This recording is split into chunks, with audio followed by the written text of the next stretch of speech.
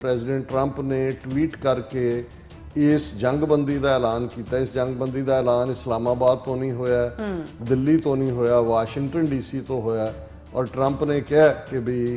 मैं जे इसनूं ना रोकदा तो न्यूक्लीयर वॉर च एंड होनी सी। मार्को रूबियो ने अपने कमेंट दे विच कहा कि भाई ये कला सिर्फ सीज फायर ही नहीं है, भारत और पाकिस्तान इस गल ते सहमत हुए ने कि वो कश्मीर समेत दूसरे मसलिਆਂ ਦੇ ਲਈ ਕਿਸੇ ਨਿਊਟਰਲ ਥਾਂ ਦੇ ਉੱਤੇ ਗੱਲਬਾਤ ਕਰਨਗੇ। ਹੁਣ ਜੋ ਕੁਝ ਪਹਿਲਗਾਮ ਦੇ ਵਿੱਚ ਹੋਇਆ ਕੰਡੈਮਨੇਬਲ ਐਕਟ ਹੈ। ਮਰਨ ਵਾਲਾ ਹਿੰਦੂ ਹੈ, ਸਿੱਖ ਹੈ, ਮੁਸਲਮਾਨ ਹੈ, ਈਸਾਈ ਹੈ ਜਾਂ ਕਿਸੇ 'ਚ ਵੀ ਨਾ ਯਕੀਨ ਰੱਖਣ ਵਾਲਾ ਕਿਸੇ ਵੀ ਕਨਫਲਿਕਟ ਦੇ ਵਿੱਚ ਕਿਸੇ ਬੇਗੁਨਾਹ ਦਾ ਮਾਰਿਆ ਜਾਣਾ ਇਹ ਇੱਕ ਵੱਡਾ ਜੁਰਮ ਹੈ। ਇਹਨੂੰ ਕੋਈ ਵੀ ਮਜ਼ਹਬ ਜਿਹੜਾ ਇਸ ਨੂੰ ਅਪਰੂਵ ਨਹੀਂ ਕਰ ਸਕਦਾ। ਇਹ ਜਿਹੜਾ ਪਹਿਲਗਾਮ ਦਾ ਇਨੋਸੈਂਟ ਕਿਲਿੰਗਸ ਕਰਵਾਈਆਂ ਇਹਨਾਂ ਦਾ ਹੀ ਕੰਮ ਹੈ ਏਜੰਸੀਆਂ ਦਾ। ਔਰ within 24 hours without any investigation ਇਹ ਐਲਾਨ ਕਰ ਦੇਣਾ ਕਿ ਜੀ ਪਾਕਿਸਤਾਨ ਦੀ ਲਸ਼ਕਰ-ਏ-ਤਾਇਬਾ ਔਰ ਫਿਰ 9 ਜਿਹੜੇ ਨੇ ਅਟੈਕ ਕੀਤੇ ਜਿਹੜੇ ਨੇ ਮਿਸਾਈਲਾਂ ਦੇ ਔਰ ਉਹਦੇ 'ਚ 5 ਉਹ ਨੇ ਜਿੱਦਾਂ 'ਚ ਮਸੀਤਾਂ ਨਾਲ ਨੇ। ਇਹ ਪ੍ਰੈਜ਼ੀਡੈਂਟ ਟਰੰਪ ਨੇ ਅਗੇਨ ਜਿਸ ਨੂੰ ਕਹਿੰਦੇ ਨੇ ਵੀ ਜਿਹੜਾ ਭਾਰਤ ਨੂੰ ਇੱਕ ਵਾਰ ਫਿਰ ਇਹ ਦੱਸਿਆ ਕਿ ਭਾਈ ਤੁਹਾਡਾ ਝੂਠਾ ਨੈਰੇਟਿਵ ਨਹੀਂ ਚੱਲਣਾ। ਅਲਟੀਮੇਟਲੀ ਤੁਸੀਂ ਜਿਹੜਾ ਉਹ ਹਮਲਾ ਕਰਨ ਵਾਲੇ ਸੀ, ਫਿਰ ਮੁੜ ਕੇ ਜਿਹੜਾ ਉਹ ਅਮਰੀਕਾ ਨੂੰ ਇੰਟਰਵੀਨ ਕਰਨਾ ਪਿਆ। ਹੁਣ ਵੀ ਇਹਦੇ 'ਚ ਕੋਈ ਸ਼ੱਕ ਨਹੀਂ ਹੈ ਵੀ ਬੇਸ਼ੱਕ ਅਮਰੀਕਾ ਦਾ ਆਪਣੇ ਤੌਰ ਤੇ ਕਹਿਣਾ ਕਿ ਜੀ ਉਹਨਾਂ ਨੇ ਇਨਫੋਰਮੇਸ਼ਨ ਇੰਟੈਲੀਜੈਂਸ ਕੈਚ ਕੀਤੀ ਕਿ ਪਾਕਿਸਤਾਨ ਦੀ ਜਿਹੜੀ ਨਿਊਕਲੀਅਰ ਨਾਲ ਰਿਲੇਟਡ ਸਿਕਿਉਰਿਟੀ ਕਮੇਟੀ ਹੈ ਉਹਦੀ ਮੀਟਿੰਗ ਸੱਦ ਲਈ ਗਈ ਹੈ ਔਰ ਉਹਨੂੰ ਦੇਖਦੇ ਉਹਨਾਂ ਨੇ ਨਹੀਂ ਮੈਨੂੰ ਲੱਗਦਾ ਵੀ ਇਹ ਵੀ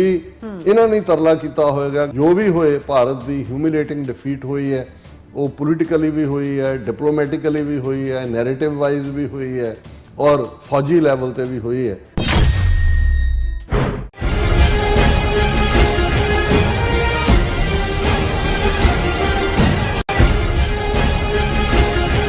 वेलकम बैक नो प्रोग्राम। सो व्यूअर्स गलबात करन जा रहे हैं कि प्रेजिडेंट ट्रंप ने एक बार फिर ये दावा किया है कि उन्होंने यत्ना सदका ही भारत पाकिस्तान युद्ध का खात्मा होया। सो प्रेजिडेंट ट्रंप का यह कहना है कि भारत के इस बयानिया नूं मुढ़ तो ही खारिज करता है कि उसने पाकिस्तान नाल सीधे तौर पर गलबात करके जंगबंदी की।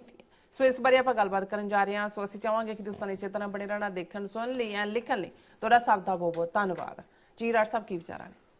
देखो ਅਸੀਂ ਬ੍ਰੇਕ ਦੇ ਦੌਰਾਨ ਦੇਖ ਰਹੇ ਸੀ ਕਿ ਸਾਡੇ ਬਹੁਤ ਸਾਰੇ ਵਿਊਅਰਸ ਨੇ ਜਿੱਥੇ ਸਾਡੇ ਵਾਪਸ ਆਉਣ ਨੂੰ ਵੈਲਕਮ ਕਿਹਾ ਉੱਥੇ ਇਸ ਗੱਲ ਦਾ ਗਿਲਾ ਵੀ ਕੀਤਾ ਵੀ ਤੁਸੀਂ ਕਿੱਥੇ ਚਲੇ ਗਏ। ਸੋ ਅਸੀਂ ਆਲਰੇਡੀ ਵੇਰਵੇ ਦੇ ਨਾਲ ਪਹਿਲੇ ਸੈਗਮੈਂਟ ਦੇ ਵਿੱਚ ਦੱਸਿਆ ਕਿ ਭਾਈ ਕਿਹਨਾਂ ਹਾਲਾਤਾਂ 'ਚ ਅਸੀਂ ਜਿਹੜਾ ਸਾਡਾ ਜਾਣਾ ਸੀ ਪਰ ਇਹ ਵੈਲਕਮ ਸੀ। ਜਿਵੇਂ ਅਸੀਂ ਮੈਨੂੰ ਯਾਦ ਹੈ ਵੀ ਜਦੋਂ ਮੈਟ੍ਰਿਕ ਜਾਂ ਹਾਇਰ ਸੈਕੰਡਰੀ ਸਕੂਲ ਦੀ ਫਾਈਨਲ ਪਿਕਚਰ ਹੁੰਦੀ ਸੀ ਤਾਂ ਹੁਣ ਤਾਂ ਖੈਰ ਇੰਟਰਨੈਟ ਦੇ ਯੁੱਗ ਨੇ ਸਭ ਕੁਝ ਡਿਫਰੈਂਟ ਕਰਤਾ, AI ਨੇ ਹੋਰ ਵੀ ਡਿਫਰੈਂਟ ਕਰਤਾ। ਤੇ ਇੱਕ ਯਾਦਗਾਰੀ ਤਸਵੀਰ ਹੁੰਦੀ ਸੀ ਜਿਹਦੇ ਵਿੱਚ ਬੜਾ ਸਪੈਸ਼ਲੀ ਡਰੈਸਡ ਸਟੂਡੈਂਟਸ, ਟੀਚਰਸ ਦੂਜੇ ਔਰ ਉਸ ਦੇ ਉੱਪਰ ਇੱਕ ਕਮੈਂਟ ਜਿਹੜਾ ਸ਼ਾਇਦ ਸਟੈਂਡਰਡ ਫੋਟੋਗ੍ਰਾਫਰਸ ਨੇ ਕੱਢਿਆ ਹੋਇਆ ਸੀ ਉਹ ਸੀ ਕਿ ਵੀ ਮੀਟ ਟੂ ਡਿਪਾਰਟ, ਕਿ ਅਸੀਂ ਮਿਲਦੇ ਹਾਂ ਵਿਛੜਨ ਦੇ ਲਈ ਤੇ ਵਿਛੜਦੇ ਹਾਂ ਮਿਲਣ ਦੇ ਲਈ। ਕਿਉਂਕਿ ਕਿਤੇ ਸੰਜੋਗ ਵਿਜੋਗ ਦੋ ਕਾਰ ਚਲਾਵੇਂ ਲਿਖਿਆ ਆਵੇ ਭਾਗ, ਕਿਤੇ ਵਿਛੋੜਾ ਹੋ ਰਿਹਾ ਹੁੰਦਾ ਕਿਤੇ ਮਿਲਾਪ ਹੋ ਰਿਹਾ ਹੁੰਦਾ। ਸੋ ਜ਼ਾਹਰ ਹੈ ਵੀ ਆਪਣੇ ਵਿਊਅਰਸ ਤੋਂ ਸਾਡਾ ਲਗਭਗ 1 ਮਹੀਨੇ ਦਾ ਵਿਛੋੜਾ ਸੀ ਪਰ ਇਸ ਸਾਰੇ ਨੇ ਸਾਨੂੰ ਜਿਹੜਾ ਇੱਕ ਬਹੁਤ ਵੱਡਾ ਜਿਹੜਾ ਫਲੱਡ ਆਫ ਲਵ ਪਿਆਰ ਦਾ ਹੜ ਉਸ ਦੇ ਨਾਲ ਵੀ सांगो पांग किया। और ये ठीक है भी इस पीरियड च बड़ियां क्रूशल डिवेलपमेंट्स हुई और खास तौर पर जेड़ा झंडा चुक के असी तुरे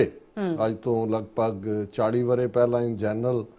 तो TV 84 के सफ़र की गल करिए तो लगभग 12-13 साल पहले वो दोनों पंजाबां दी सांझां दा, दोनों कौमां दी सांझां दा, सिख कौम और मुसलमान वीर भैणां और खालिस्तान और पाकिस्तान भविख दे गवांढी मुल्क हमसाए मुल्क के तौर पर और उदियां जिहड़ी है वक्तन बा वक्तन हालां जदों असीं इस सारे डायलॉग नूं शुरू कीता है साडे सामने सी कि 1947 दी बिटरनेस भी है, इंडियन प्रोपेगेंडे ने ਸਾਡੀ ਜਨਰੇਸ਼ਨ ਵਾਲੇ ਜਿਹੜੇ ਲੋਕ ਸੀ ਉਹਨਾਂ ਦਾ ਦਿਮਾਗ ਵੀ ਖਰਾਬ ਕੀਤਾ ਹੋਇਆ ਸੀ ਜੀ ਐਂਟੀ ਪਾਕਿਸਤਾਨ ਐਂਟੀ ਮੁਸਲਮ 47 ਦੀ ਵੰਡ ਨੇ ਦੋਨੋਂ ਪਾਸਿਆਂ ਹੀ ਇੰਨੇ ਕੁ ਜ਼ਖਮ ਦਿੱਤੇ ਸੀ ਕਿ ਉਹ ਜ਼ਖਮ ਰਿਸਦੇ ਰਹਿੰਦੇ ਸੀ। ਤੇ ਉਹਦੇ ਨਾਲ ਜਦੋਂ ਫਿਰ 18ਵੀਂ ਸਦੀ ਦੀ ਮੁਗਲਿਆ ਹਿਸਟਰੀ ਨੂੰ ਜੋੜ ਕੇ ਉਸ ਨੂੰ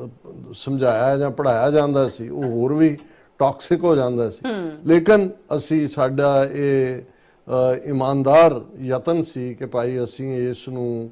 ਜਿਹੜੀ ਸਪਿਰਿਚੁਅਲ ਲੈਵਲ ਦੇ ਉੱਤੇ ਗੁਰੂ ਨਾਨਕ ਪਾਤਸ਼ਾਹ ਭਾਈ ਮਰਦਾਨੇ ਦੀ ਗੁਰੂ ਨਾਨਕ ਸਾਹਿਬ ਪਾਤਸ਼ਾਹ ਬਾਣੀ ਭਾਈ ਮਰਦਾਨੇ ਦੀ ਰਬਾਬ ਗੁਰੂ ਅਰਜਨ ਸਾਹਿਬ ਸਾਈਂ ਮੀਆਂ ਮੀਰ ਪੀਰ ਬੁੱਧੂ ਸ਼ਾਹ ਦੂਸਰੇ ਸਾਰੇ ਇਤਿਹਾਸ ਦੇ ਕਿਰਦਾਰ ਸੋ ਮੈਂ ਸਮਝਦਾ ਵੀ ਇਸ ਪੀਰੀਅਡ 'ਚ ਬੇਸ਼ੱਕ ਜੇ ਅਸੀਂ ਇੱਥੇ ਹੁੰਦੇ ਤਾਂ ਸ਼ਾਇਦ ਇਹ ਸਾਰੇ ਨੂੰ ਹੋਰ ਵੀ ਇੱਕ ਸੈਲੀਬ੍ਰੇਟਰੀ ਅੰਦਾਜ਼ ਦੇ ਵਿੱਚ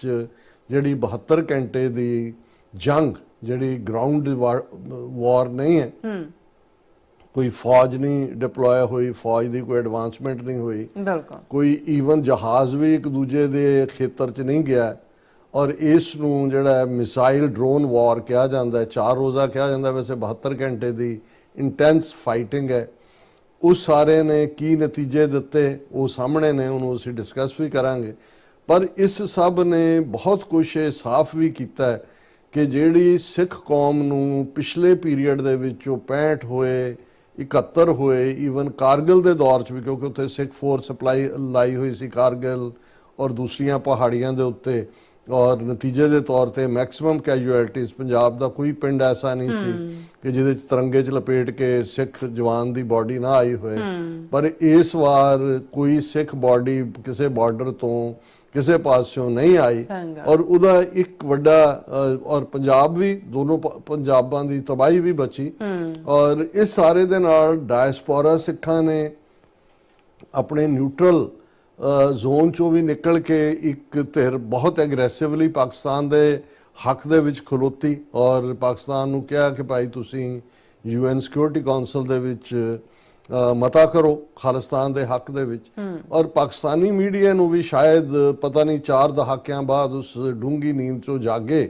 ਕਿ ਸਿੱਖ ਫੈਕਟਰ ਕਿੰਨਾ ਇੰਪੋਰਟੈਂਟ ਹੈ ਰਿਪੀਟਡਲੀ ਇੰਨੇ ਕਿ ਇੰਟਰਵਿਊ ਸਾਰਿਆਂ ਨਾਲ ਹਾਲਾਂ ਮੈਂ ਟਰੈਵਲ 'ਚ ਸੀ ਘੱਟੋ ਘੱਟ 8-10 TV ਚੈਨਲਸ ਨੇ ਮੈਨੂੰ ਵੀ ਅਪਰੋਚ ਕੀਤਾ ਇੰਟਰਵਿਊਜ਼ ਲਈ ਕੁਛ ਨਾਲ ਮੈਂ ਇੱਕ ਦੋ ਨਾਲ ਡਾਇਰੈਕਟ ਗੱਲ ਕੀਤੀ ਪਰ ਕਿਉਂਕਿ ਆਸਟ੍ਰੇਲੀਆ 'ਚ ਬਿਲਕੁਲ ਡਿਫਰੈਂਟ ਟਾਈਮ ਜ਼ੋਨ ਨੇ ਔਰ ਉਸ ਕਰਕੇ ਬਹੁਤਿਆਂ ਦੇ ਨਾਲ ਰਾਬਤਾ ਨਹੀਂ ਹੋ ਸਕਿਆ ਜੇ ਇੱਥੇ ਹੁੰਦੇ ਸ਼ਾਇਦ ਮੀਡੀਆ ਐਕਸਪੋਜ਼ਰ ਉਸ ਲਿਹਾਜ਼ ਨਾਲ ਪਰ ਆਲਰੇਡੀ ਜਦੋਂ ਇੱਕ ਜਿੱਤ ਹੋਈ ਹੈ ਔਰ ਉਸ ਜਿੱਤ ਦੀ ਸੈਲੀਬ੍ਰੇਸ਼ਨ ਹੈ ਉਹਦੇ 'ਚ ਵੀ ਸਿੱਖ ਨਾਲ ਸ਼ਾਮਲ ਨੇ ਕਿ ਭਾਈ ਪਹਿਲੀ ਜਿੱਤ ਤਾਂ ਇਹ ਹੈ ਕਿ ਕੋਈ ਵੀ ਫਰਦਰ ਬਰਬਾਦੀ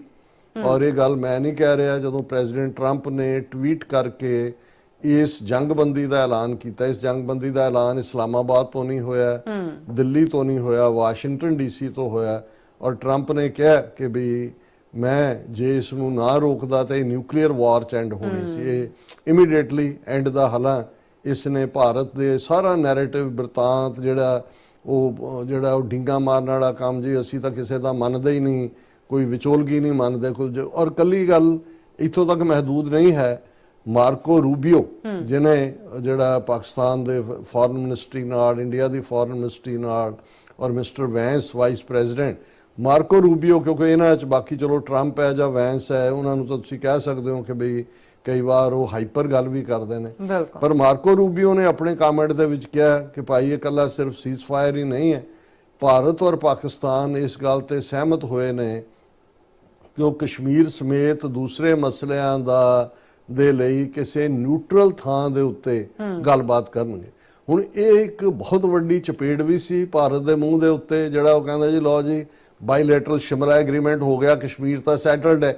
ਔਰ ਹਰ ਗੱਲ ਨੂੰ ਪਾਕਿਸਤਾਨ ਦੇ ਖਾਤੇ 'ਚ ਪਾਉਣ ਦੀ ਲਾਈਨ ਹਾਲਾਂ ਜਦੋਂ ਹੀ ਇਹ ਹੁੰਦਾ ਅਸੀਂ ਇਮੀਡੀਏਟ ਜਿਹੜਾ ਮੈਸੇਜ ਰਿਕਾਰਡ ਕਰਵਾ ਕੇ ਡਿਫਰੈਂਟ ਚੈਨਲਸ ਨੂੰ ਭੇਜਿਆ ਆਪਣੇ ਵਿਊਅਰਸ ਤੱਕ ਵੀ ਪਹੁੰਚਾਇਆ ਅਸੀਂ ਕਿਹਾ ਵੀ ਇਹ ਜਿਵੇਂ 20 ਮਾਰਚ 2000 ਨੂੰ ਜਿਹੜਾ 35 ਸਿੱਖਾਂ ਦਾ ਕੋਲਡ ਬਲੱਡਡ ਮਰਡਰ ਸੀ ਜਿਹੜਾ ਕਸ਼ਮੀਰ ਵਾਦੀ ਦੇ ਜ਼ਿਲ੍ਹਾ ਅਨੰਤਨਾਗ ਦੇ ਚਿੱਠੀ ਸਿੰਘਪੁਰਾ ਪਿੰਡ 'ਚ ਕੀਤਾ ਗਿਆ ਗੁਰਦੁਆਰੇ ਦੀ ਕੰਧ ਨਾਲ ਘਰਾਂ 'ਚੋਂ ਕੱਢ ਕੇ 35 ਸਿੱਖ ਮੇਲ ਜਿਹੜੇ ਨੇ ਉਹ ਮਾਰੇ ਗਏ ਇਹ ਪ੍ਰੈਜ਼ੀਡੈਂਟ ਕਲਿੰਟਨ ਨੇ ਖੁਦ ਜਿਹੜਾ ਫੋਰਵਰਡ ਲਿਖਿਆ ਮੈਡਲਿਨ ਐਲਬਰਾਈਟ ਜਿਹੜੀ ਉਹਦੀ ਸੈਕਟਰੀ ਆਫ ਸਟੇਟ ਸੀ ਉਹਦੀ ਕਿਤਾਬ ਦੇ ਵਿੱਚ ਮਾਈਟੀ ਐਂਡ ਅਲਮਾਈਟੀ ਹਿੰਦੂ ਮਿਲੀਟੈਂਟਸ ਜ਼ਾਹਰ ਹੈ ਹਿੰਦੂ ਏਜੰਸੀਆਂ ਦਾ ਜ਼ਿਕਰ ਹੈ ਉਹ ਪਹਿਲਾ ਫਾਲਸ ਫਲੈਗ ਆਪਰੇਸ਼ਨ ਇਹਨਾਂ ਦਾ ਸੀ, ਸਿੱਖਾਂ ਨੂੰ ਸੌਫਟ ਟਾਰਗੇਟ ਬਣਾ ਕੇ ਕਸ਼ਮੀਰ ਮੁੱਦੇ ਦੇ ਉੱਤੇ ਜਿਹੜਾ ਇੱਕ ਪ੍ਰੈਸ਼ਰ ਬਿਲਟ ਹੋਇਆ ਸੀ ਉਹਨੂੰ ਸਾਈਡ ਲਾਈਨ ਕਰਨ ਦੀ ਲਾਈਨ ਸੀ। ਫਿਰ ਅਸੀਂ ਦੂਸਰਾ ਵੱਡਾ ਪਾਰਟ ਜਿਹੜਾ 14 ਫਰਵਰੀ 2019 ਨੂੰ ਵੈਲੈਂਟਾਈਨ ਡੇ ਦੇ ਮੌਕੇ ਜਿਵੇਂ ਉਹਨਾਂ ਨੇ ਪੁਲਵਾਮਾ ਦੇ ਵਿੱਚ 40-42 ਜਿਹੜੇ CRPF ਸੈਂਟਰਲ ਫੋਰਸਿਸ ਦੇ ਜਵਾਨ ਜਿਨ੍ਹਾਂ ਨੂੰ ਉਡਾਇਆ ਗਿਆ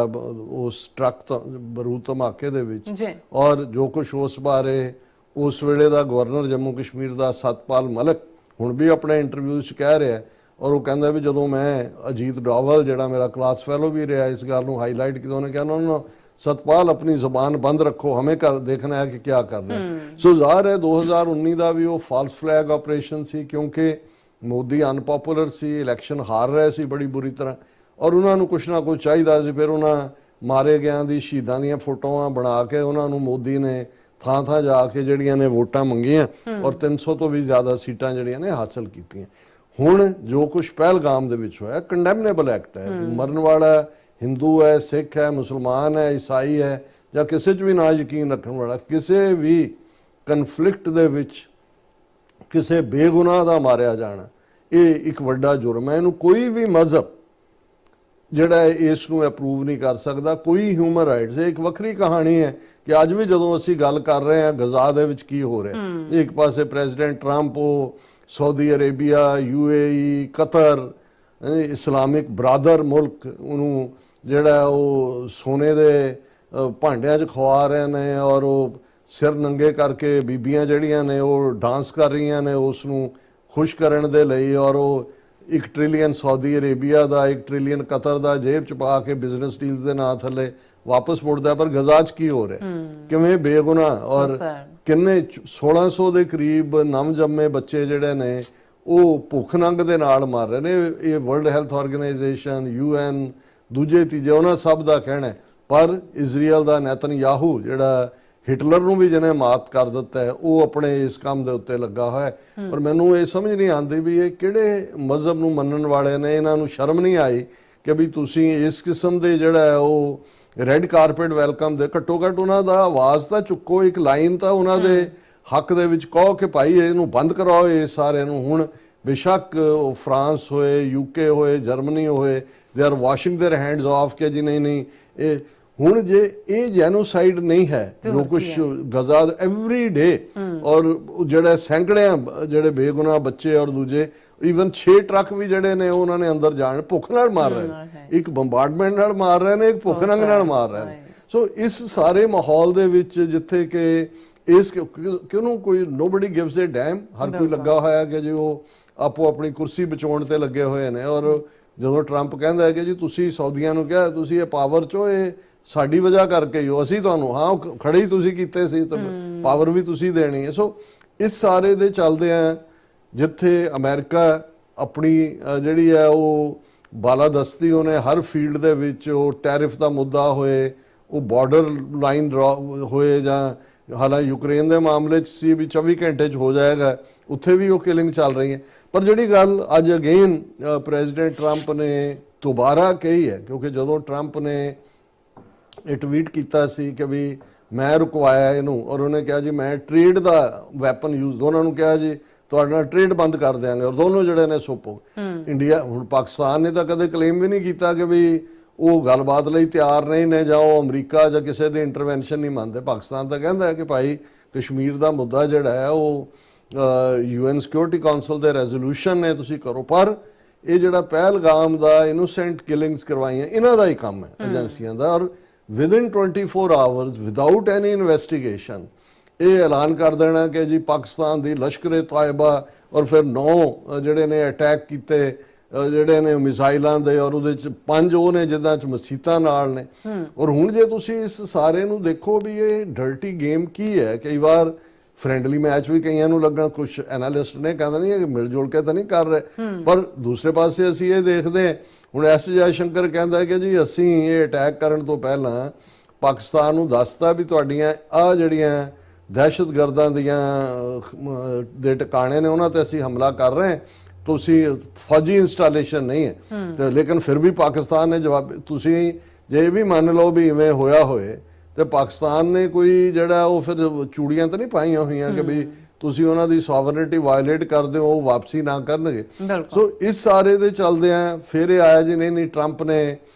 ਜਿਹੜਾ ਉਹ ਹਾਈਪਰ ਸਟੇਟਮੈਂਟ ਹੈ, ਐਸਾ ਨਹੀਂ ਹੈ। ਪਰ ਟਰੰਪ ਤਾਂ ਟਰੰਪ ਹੈ, ਉਹਨੇ ਜੋ ਕਿਹਾ ਉਹਨੇ ਅੱਜ ਜਦੋਂ ਕਿ ਸਾਊਥ ਅਫਰੀਕਾ ਦਾ president mister Cyril ਰਾਮਫੋਜ਼ਾ oval office ਦੇ ਵਿੱਚ ਸੀ, ਸਾਊਥ ਅਫਰੀਕਨ ਪ੍ਰੈਜ਼ੀਡੈਂਟ, ਉਹਨੂੰ ਸੱਦਿਆ ਹੋਇਆ ਪਹਿਲਾਂ 50 ਦੇ ਕਰੀਬ ਅਫਰੀਕਨ ਗੋਰੇ ਉਹਨਾਂ ਨੂੰ ਸੱਦ ਕੇ, ਕਿਉਂਕਿ ਇਹ ਐਲਨ ਮਸਕ ਦਾ ਮੁਲਕ ਸਾਊਥ ਅਫਰੀਕਾ ਹੈ ਤਾਂ ਇਹਨੇ ਵੀ ਰੌਲਾ ਪਾਇਆ ਕਿ ਜੀ ਉੱਥੇ ਵਾਈਟ ਲੋਕਾਂ ਦੇ ਨਾਲ ਖਾਸ ਤੌਰ ਤੇ ਜਿਹੜੇ ਵੱਡੇ ਫਾਰਮਲੈਂਡ ਓਨ ਕਰਦੇ ਨੇ ਧੱਕਾ ਹੋ ਰਿਹਾ, ਉਹਨਾਂ ਦੇ ਮਰਡਰ ਹੋ ਰਹੇ ਨੇ। ਔਰ ਟਰੰਪ ਨੇ ਹਾਲਾਂ ਬਾਕੀ ਦੁਨੀਆ ਭਰ ਦੀ ਅਸਾਈਲਮ ਰੋਕੀ ਹੋਈ ਹੈ, ਉਹਨਾਂ 50 ਨੂੰ ਗੋਰਿਆਂ ਨੂੰ ਸੱਦ ਕੇ ਇੱਥੇ ਅਸਾਈਲਮ ਵੀ ਦੇਣ ਦਾ ਕੀਤਾ। ਫਿਰ ਇਹ ਜਿਹੜਾ ਅਫਰੀਕਨ ਪ੍ਰੈਜ਼ੀਡੈਂਟ ਸਿਰਲ ਰਾਮਫੋਸਾ ਨੂੰ ਓਵਲ ਆਫਿਸ ਸੱਦਿਆ ਔਰ ਜਿਵੇਂ ਉਹਦਾ ਜ਼ੈਲੈਂਸਕੀ ਦਾ ਜਿਹੜਾ ਸੱਦ ਕੇ ਪੂਰਾ ਉਹਦਾ ਅਪਮਾਨ ਕੀਤਾ ਸੀ, ਹਾਲਾਂ ਉਹਨੇ ਇਵੇਂ ਹੀ ਅੱਜ ਵੀ ਹੋਇਆ ਕਿ ਉਹਦੇ 'ਚ ਉਹਨੇ ਇੱਕ ਟਰੰਪ ਨੇ ਮੀਡੀਆ ਵੀ ਸੱਦਿਆ ਹੋਇਆ ਸੀ, ਵੱਡੀ ਟੇਪ ਚਲਾਤੀ ਕਿ ਜੀ ਸਾਊਥ ਅਫਰੀਕਾ ਦੇ ਵਿੱਚ ਕਿਵੇਂ ਜੈਨੋਸਾਈਡ ਹੋ ਰਿਹਾ ਵਾਈਟਸ ਦਾ ਦੂਜੇ ਤੀਜੇ, ਔਰ ਉਹ ਕਹਿ ਹੀ ਨਹੀਂ ਸੀ ਸਕਦਾ, ਆਵਾਜ਼ ਇੰਨੀ ਉੱਚੀ ਸੀ। ਸਾਊਥ ਅਫਰੀਕਨ ਪ੍ਰੈਜ਼ੀਡੈਂਟ ਰਾਮਫੋਸਾ ਉਹ ਵੀ ਹਿਊਮਿਲੇਟਡ ਹੋ ਕੇ ਬੈਠਾ ਰਿਹਾ। ਪਰ ਚਲੋ ਉਹ ਇੱਕ ਅੱਡ ਵਿਸ਼ਾ ਹੈ ਕਿ ਵੀ ਇੱਕ ਪਾਸੇ ਜਿੱਥੇ ਜੈਨੋਸਾਈਡ ਹੋ ਰਿਹਾ ਗਜ਼ਾ ਦੇ ਵਿੱਚ, ਜਿਨ੍ਹਾਂ ਦੀ ਰਜ਼ਾਮੰਦੀ ਨਾਲ ਉਹ ਨਜ਼ਰ ਨਹੀਂ ਆ ਰਿਹਾ ਕਿਸੇ ਨੂੰ, ਤੇ ਜਿਹੜਾ ਇੱਕ ਜਿਹਨੇ ਵਾਈਟ ਅਪਾਰਥਾਈਡ ਜੋ ਸਾਊਥ ਅਫਰੀਕਾ 'ਚ ਹਾਲ ਕੀਤਾ, ਨੈਲਸਨ ਮੰਡੇਲਾ ਤਾਂ ਇੱਕ ਸਿੰਬਲ ਬਣ ਕੇ ਉੱਭਰਿਆ। ਔਰ ਅੱਜ ਵੀ ਜਿਹੜਾ ਹਾਲਾਂ 7.5 ਜਾਂ 8% ਵਾਈਟ ਪੋਪੂਲੇਸ਼ਨ ਹੈ ਸਾਊਥ ਅਫਰੀਕਾ ਦੀ, ਲੇਕਿਨ ਮਲਟੀਪਲ ਟਾਈਮਸ ਆਪਣੀ ਆਬਾਦੀ ਨਾਲੋਂ ਜ਼ਮੀਨਾਂ ਓਨ ਕਰਦੇ ਨੇ। ਔਰ ਜੇ ਕੋਈ ਲਾਅ ਐਸਾ ਬਣਦਾ ਹੈ ਜਿਹੜਾ ਕਾਲਿਆਂ ਦੇ ਹੱਕਾਂ ਨੂੰ ਮਹਿਫੂਜ਼ ਕਰਦਾ, ਤਾਂ ਉਹ ਇਹਨਾਂ ਨੂੰ ਜਿਹੜਾ ਉਹ ਬਲੈਕ ਅਪਾਰਥਾਈਡ ਲੱਗਣ ਲੱਗ ਜਾਂਦਾ ਹੈ ਕਿ ਜੀ ਇਹ ਸਾਡੇ ਨਾਲ ਧੱਕਾ ਹੋ ਰਿਹਾ। ਪਰ ਜਿਹੜੀ ਗੱਲ ਇਸ ਸਾਰੇ ਦੇ ਚੱਲਦੇ ਆ, ਔਰ ਇਹ ਇੰਟਰਨੈਸ਼ਨਲ ਖਬਰ ਹੈ, ਉਹਨਾਂ ਨੇ ਇਹ ਕਲੇਮ ਕੀਤਾ ਪ੍ਰੈਜ਼ੀਡੈਂਟ ਕਲਿੰਟਨ ਨੇ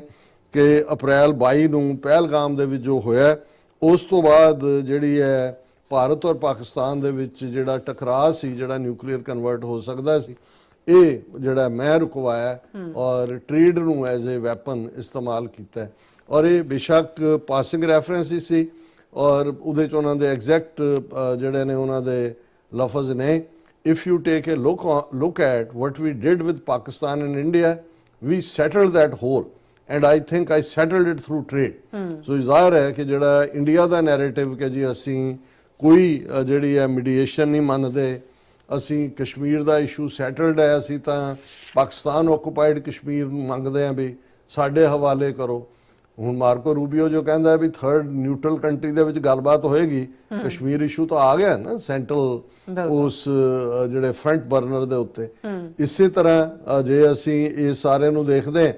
ਕਿ ਅਸੀਂ ਜ਼ਿਕਰ ਕਰਾਂਗੇ ਫਾਲੋ ਅਪ ਦੇ ਵਿੱਚ ਕਿ ਵੀ ਇਸ 72 ਘੰਟੇ 'ਚ ਕੀ ਹੋਇਆ, ਕਿਨੇ ਕੀ ਖੋਇਆ, ਕੀ ਗਵਾਇਆ। ਲੇਕਿਨ ਪ੍ਰੈਜ਼ੀਡੈਂਟ ਟਰੰਪ ਦਾ ਐਮਫੈਸਿਸ ਔਰ ਇੰਡੀਆ ਕੋਲ, ਕਿਉਂਕਿ ਇਸ ਵੇਲੇ ਉਹ ਫਰਸਟ੍ਰੇਟ ਹਤਾਸ਼ ਹੋ ਕੇ ਬੈਠਾ, ਉਹਨਾਂ ਨੇ ਵਿਦਨ ਪਾਕਿਸਤਾਨ ਜਿਹੜੀ ਵਾਇਲੈਂਸ ਹੈ ਉਹ ਕਰਾਣੀ ਸ਼ੁਰੂ ਕੀਤੀ ਹੋਈ ਹੈ। ਜਿਵੇਂ ਸਿੰਧ ਦੇ ਵਿੱਚ ਘਟਨਾ ਹੋਈ, ਪਰ ਅੱਜ ਇੱਕ ਬੜੀ ਦਰਦਨਾਕ ਘਟਨਾ ਜਿਹੜੀ ਕਿ ਬਲੋਚਿਸਤਾਨ ਦੇ ਵਿੱਚ ਹੁੰਦੀ ਹੈ, ਜਿੱਥੇ ਕਿ ਇੱਕ ਬਲੋਚਿਸਤਾਨ ਦੀ ਖੁਸ਼ਦਾਰ ਸਿਟੀ ਹੈ, ਉੱਥੇ ਜਿਹੜੇ ਬੱਚੇ ਫੌਜੀਆਂ ਦੇ ਨੇ ਉਹਨਾਂ ਦੇ ਨੂੰ ਲੈ ਕੇ ਇੱਕ ਬੱਸ ਜਿਹੜੀ ਸਕੂਲ ਜਾ ਰਹੀ ਸੀ, ਉਹਦੇ ਨਾਲ ਆ ਕੇ ਇੱਕ ਟਰੱਕ ਟਕਰਾਇਆ ਬਾਰੂਦ ਦਾ ਭਰਿਆ, 8-10 ਬੱਚਿਆਂ ਦੀ ਡੈਥ ਹੋਈ ਹੈ, ਬਹੁਤ ਸਾਰੇ ਜ਼ਖਮੀ ਨੇ, ਬਹੁਤ ਸਾਰਾ ਗੁੱਸਾ। ਔਰ ਇਹਦੇ 'ਚ ਕੋਈ ਸ਼ੱਕ ਨਹੀਂ ਹੈ ਕਿ ਪਾਕਿਸਤਾਨ ਨੇ ਰਾਈਟਲੀ, ਕਿਉਂਕਿ ਬਲੋਚਿਸਤਾਨ ਲਿਬਰੇਸ਼ਨ ਆਰਮੀ ਨੂੰ ਤਾਂ ਇਹ ਪਹਿਲੇ ਦਿਨ ਤੋਂ ਰੈਕਗਨਾਈਜ਼, ਮੋਦੀ ਨੇ ਲਾਲ ਕਿਲੇ ਤੋਂ ਖੜਾ ਹੋ ਕੇ ਬਲੋਚਿਸਤਾਨ ਦੀ ਗੱਲ ਕੀਤੀ ਸੀ। ਸੋ ਇਸ ਸਭ ਦੇ ਚੱਲਦਿਆਂ ਅਸੀਂ ਸਮਝਦੇ ਹਾਂ ਕਿ ਇਹ ਪ੍ਰੈਜ਼ੀਡੈਂਟ ਟਰੰਪ ਨੇ ਅਗੇਨ, ਜਿਸ ਨੂੰ ਕਹਿੰਦੇ ਨੇ ਵੀ ਜਿਹੜਾ ਭਾਰਤ ਨੂੰ ਇੱਕ ਵਾਰ ਫੇਰ ਇਹ ਦੱਸਿਆ ਕਿ ਭਾਈ ਤੁਹਾਡਾ ਝੂਠਾ ਨੈਰੇਟਿਵ ਨਹੀਂ ਚੱਲਣਾ, ਅਲਟੀਮੇਟਲੀ ਤੁਸੀਂ ਜਿਹੜਾ ਉਹ ਹਮਲਾ ਕਰਨ ਵਾਲੇ ਸੀ। ਫਿਰ ਮੁੜ ਕੇ ਜਿਹੜਾ ਉਹ ਅਮਰੀਕਾ ਨੂੰ ਇੰਟਰਵੀਨ ਕਰਨਾ ਪਿਆ, ਕਿਉਂਕਿ ਜਿਹੜਾ ਉਦੋਂ ਔਰ ਇਹ ਗੱਲ ਹੁਣ ਦੀ ਨਹੀਂ ਹੈ, ਜਦੋਂ ਅਸੀਂ ਈਵਨ ਬਾਲਾਕੋਟ 2019 ਵਾਲਾ ਦੇਖਦੇ ਹਾਂ, ਔਰ ਉਸ ਵੇਲੇ ਜਿਹੜਾ ਅਮਰੀਕਾ ਦਾ ਸੈਕਟਰੀ ਆਫ ਡਿਫੈਂਸ ਸੀ, ਉਹਦਾ ਭਲਾ ਜਿਹਾ ਨਾਂ ਹੈ ਵਾਲਟਮੋਰ ਕਿ ਕੀ, ਉਹਨੇ ਬਾਅਦ 'ਚ ਕਿਤਾਬ ਵੀ ਲਿਖੀ ਔਰ ਉਹਦੇ 'ਚ ਉਹਨੇ ਕਿਹਾ ਕਿ ਵੀ ਜਦੋਂ ਕਰ ਦਿੱਤਾ ਤੇ ਸਾਰੀ ਰਾਤ ਉਹ ਸੁਸ਼ਮਾ ਸਵਰਾਜ ਜਿਹੜੀ ਫੋਰਨ ਮਿਨਿਸਟਰ ਸੀ, ਉਹ ਮੇਰੇ ਨਾਲ ਇਨ ਟੱਚ, ਕਹਿੰਦਾ ਮੈਂ ਫਲਾਣੇ ਮੁਲਕ ਦੇ ਦੌਰੇ ਤੇ ਸੀ ਵੀਅਤਨਾਮ, ਕਿ ਮੈਂ ਸੁੱਤਾ ਨਹੀਂ ਸਾਰੀ ਰਾਤ, ਕਿਉਂਕਿ ਉਹ ਕਾਲਾਂ ਕਰ ਰਹੀ ਸੀ ਕਿ ਦੇਖੋ ਪਾਕਿਸਤਾਨ ਕਿਤੇ ਨਿਊਕਲੀਅਰ ਸਟ੍ਰਾਈਕ ਨਾ ਕਰਦੇ, ਕਿਤੇ ਦੂਜਾ ਨਾ ਕਰਦੇ, ਔਰ ਕਹਿੰਦਾ ਵੀ ਮੈਨੂੰ ਸਾਰੀ ਰਾਤ ਜਾਗਣਾ ਪਿਆ, ਪਾਕਿਸਤਾਨ ਤੇ ਪ੍ਰੀਵੇਲ ਕਰਨਾ ਪਿਆ ਕਿ ਵੀ ਉਹ ਜੰਗ ਨਿਊਕਲੀਅਰ ਚ ਨਾ ਕਨਵਰਟ ਹੋਏ। ਸੋ ਮਤਲਬ ਜੇ ਤੁਹਾਡਾ ਇੰਨਾ ਹੀ ਤੁਸੀਂ ਖੌਫ ਚੋਂ, ਇੰਨਾ ਹੀ ਤੁਹਾਡੇ ਲੱਤਾਂ ਵੀ ਕੰਬਦੀਆਂ ਨੇ, ਤੁਹਾਡੇ 'ਚ ਕੋਈ ਦਮ ਖਮ ਨਹੀਂ ਹੈ, ਪੰਗਾ ਲੈਂਦੇ ਕਿਉਂ? ਔਰ ਹੁਣ ਵੀ ਇਹਦੇ 'ਚ ਕੋਈ ਸ਼ੱਕ ਨਹੀਂ ਹੈ ਵੀ ਬੇਸ਼ੱਕ ਅਮਰੀਕਾ ਦਾ ਆਪਣੇ ਤੌਰ ਤੇ ਕਹਿਣਾ ਹੈ ਕਿ ਜੀ ਉਹਨਾਂ ਨੇ ਇਨਫੋਰਮੇਸ਼ਨ ਇੰਟੈਲੀਜੈਂਸ ਕੈਚ ਕੀਤੀ ਕਿ ਪਾਕਿਸਤਾਨ ਦੀ ਜਿਹੜੀ ਨਿਊਕਲੀਅਰ ਨਾਲ ਰਿਲੇਟਡ ਸਿਕਿਉਰਿਟੀ ਕਮੇਟੀ ਹੈ ਉਹਦੀ ਮੀਟਿੰਗ ਸੱਦ ਲਈ ਗਈ ਹੈ, ਔਰ ਉਹਨੂੰ ਦੇਖਦੇ ਉਹਨਾਂ ਨੇ ਨਹੀਂ, ਮੈਨੂੰ ਲੱਗਦਾ ਵੀ ਇਹ ਵੀ ਇੰਡੀਆ ਨੇ ਆਪਣੇ ਜਿਹੜੇ, ਕਿਉਂਕਿ ਅਮਰੀਕਾ ਨਾਲ ਇਹਨਾਂ ਨੇ ਕਈ ਲੈਵਲ ਦੇ ਉੱਤੇ ਆਪਣੇ ਸਬੰਧ ਐਸਟੈਬਲਿਸ਼ ਕੀਤੇ ਹੋਏ ਨੇ, ਇਹਨਾਂ ਨੇ ਤਰਲਾ ਕੀਤਾ ਹੋਏਗਾ ਕਿ ਵੀ ਬਚਾ ਲਓ ਬਚਾ ਲਓ ਬਚਾ ਲਓ। ਪਰ ਜੋ ਵੀ ਹੋਏ, ਭਾਰਤ ਦੀ ਹਿਊਮਿਲੇਟਿੰਗ ਡਿਫੀਟ ਹੋਈ ਹੈ, ਉਹ ਪੋਲੀਟੀਕਲੀ ਵੀ ਹੋਈ ਹੈ, ਡਿਪਲੋਮੈਟਿਕਲੀ ਵੀ ਹੋਈ ਹੈ, ਨੈਰੇਟਿਵ ਵਾਈਜ਼ ਵੀ ਹੋਈ ਹੈ, ਔਰ ਫੌਜੀ ਲੈਵਲ ਤੇ ਵੀ ਹੋਈ ਹੈ। ਪਰ ਪ੍ਰੈਜ਼ੀਡੈਂਟ ਟਰੰਪ ਨੇ ਅਗੇਨ ਇਹ ਦੱਸ ਦਿੱਤਾ ਹੈ ਵੀ ਅਸਲੀਅਤ ਕੀ ਹੈ, ਔਰ ਭਾਰਤ ਹੁਣ ਆਪਣਾ ਗੁੱਸਾ ਜਿਹੜਾ ਹਾਈ ਕਮਿਸ਼ਨ ਪਾਕਿਸਤਾਨ ਦਾ ਦਿੱਲੀ 'ਚ ਬਚਿਆ ਉਹਦੇ ਤੇ ਕੱਢ ਰਿਹਾ। ਅੱਜ ਉਹਨਾਂ ਨੇ ਇੱਕ ਹੋਰ ਪਾਕਿਸਤਾਨੀ ਡਿਪਲੋਮੈਟ ਨੂੰ ਜਿਹੜਾ ਦਿੱਲੀੋਂ ਪਰਸੋਨਾ ਨਾਨ ਗ੍ਰੈਟਾ ਬਣਾ ਕੇ ਕੱਢਿਆ, ਔਰ ਇਹ ਉਹਨਾਂ ਨੇ ਕਿਹਾ ਕਿ ਜੀ 24 ਘੰਟੇ ਦਾ ਟਾਈਮ ਹੈ ਕਿ ਵੀ ਇਹ ਜਿਹੜਾ ਉੱਥੋਂ ਨਿਕਲ ਜਾਓ, ਔਰ ਇਹ ਸਾਰਾ ਜਿਹੜਾ ਪਾਕਿਸਤਾਨ ਵੀ ਜਵਾਬੀ ਕਾਰਵਾਈ ਕਰੇਗਾ। ਔਰ ਇਸ ਸਾਰੇ ਦੇ ਚੱਲਦੇ ਆ ਜਿਹੜਾ ਟਰੰਪ ਐਡਮਿਨਿਸਟ੍ਰੇਸ਼ਨ ਦਾ ਪ੍ਰੈਸ਼ਰ ਬਿਲਟ ਹੈ, ਕਿਉਂਕਿ ਗੱਲ ਕਰ ਲਈ ਜਦੋਂ ਟਰੰਪ ਨੇ ਅੱਜ ਸਾਊਥ ਅਫਰੀਕਾ ਦੇ ਪ੍ਰੈਜ਼ੀਡੈਂਟ ਦੀ ਮੌਜੂਦਗੀ ਦੇ ਵਿੱਚ ਪ੍ਰੈਸ ਕਾਨਫਰੰਸ ਕੀਤੀ, ਉਹਦੇ 'ਚ ਉਹਨਾਂ ਨੇ ਇਕੱਲੇ ਇਹੀ ਗੱਲ ਨਹੀਂ ਕੀਤੀ ਕਿ ਵੀ ਉਹਨਾਂ ਨੇ ਬ੍ਰੋਕਰ ਕੀਤਾ piece deal between India and Pakistan, ਪਰ ਨਾਲ ਹੀ ਨਾਲ ਉਹਨਾਂ ਨੇ ਕਿਹਾ ਕਿ ਵੀ Mr. Trump said US was doing a big deal with India.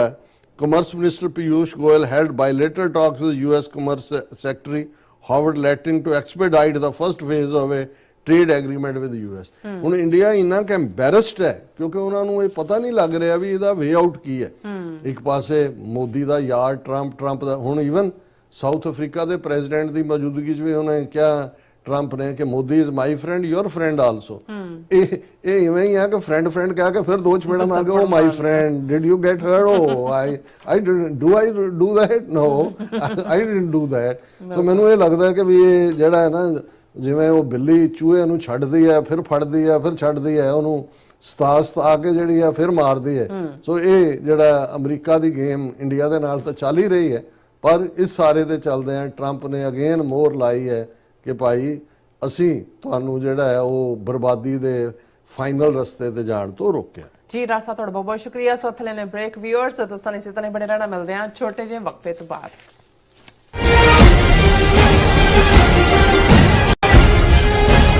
ਜਪਿਓ ਜਿਨ ਅਰਜਨ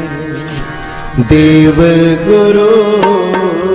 ਸੈਨ ਫਰਾਂਸਿਸਕੋ ਵਿਖੇ 7 ਜੂਨ ਦਿਨ ਸ਼ਨੀਚਰਵਾਰ ਨੂੰ ਸ਼ਹੀਦਾਂ ਦੇ ਸਿਰਤਾਜ ਸ੍ਰੀ ਗੁਰੂ ਅਰਜਨ ਦੇਵ ਜੀ ਅਤੇ ਜੂਨ 1984 ਦੇ ਸ਼ਹੀਦਾਂ ਨੂੰ ਸਮਰਪਿਤ ਵਿਸ਼ਾਲ ਨਗਰ ਕੀਰਤਨ ਸਵੇਰੇ 10 ਵਜੇ ਸਜਾਇਆ ਜਾਵੇਗਾ। ਸਮੂਹ ਸਿੱਖ ਸੰਗਤਾਂ ਨੂੰ ਬੇਨਤੀ ਕੀਤੀ ਜਾਂਦੀ ਹੈ, ਪਰਿਵਾਰਾਂ ਸਮੇਤ ਇਸ ਨਗਰ ਕੀਰਤਨ ਵਿੱਚ ਸ਼ਾਮਿਲ ਹੋ ਕੇ ਗੁਰੂ ਘਰ ਦੀਆਂ ਖੁਸ਼ੀਆਂ ਪ੍ਰਾਪਤ ਕਰੋ ਜੀ ਅਤੇ ਨਵੀਂ ਪੀੜ੍ਹੀ ਨੂੰ ਖਾਲਸੇ ਦੀਆਂ ਪਰੰਪਰਾਵਾਂ ਤੋਂ ਜਾਣੂ ਕਰਵਾਓ ਜੀ। ਵਧੇਰੇ ਜਾਣਕਾਰੀ ਲਈ ਸਕਰੀਨ ਤੇ ਦਿੱਤੇ ਨੰਬਰਾਂ ਤੇ ਸੰਪਰਕ ਕਰੋ ਜੀ। ਫਿਰ ਸੰਕਟ ਜੋਨ ਗਰਭ ਲਾਇਆ।